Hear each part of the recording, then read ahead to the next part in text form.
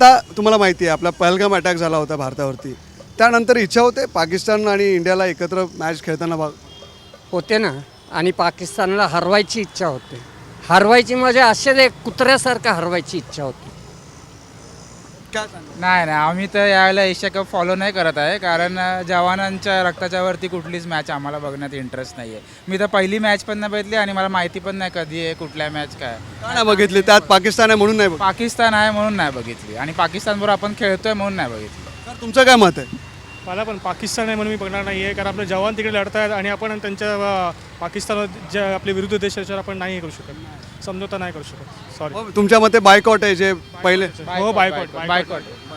पाकिस्तानवर कधीच कुठले संबंध ठेवता कामा नये. सध्या तरी नाही, ते तणावाचं वातावरण त्यामुळे. जोपर्यंत लोक टेररिस्ट लोकांना सपोर्ट करत राहणार तोपर्यंत नाही म्हणजे नाही. पूर्वी एक वेगळा काळ होता, आपण प्रतीक्षा करायचो मॅच बघण्यासाठी. आता अजिबात वाटत नाही.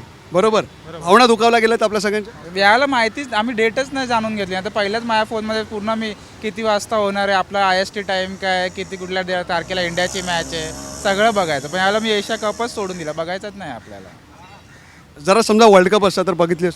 नाही.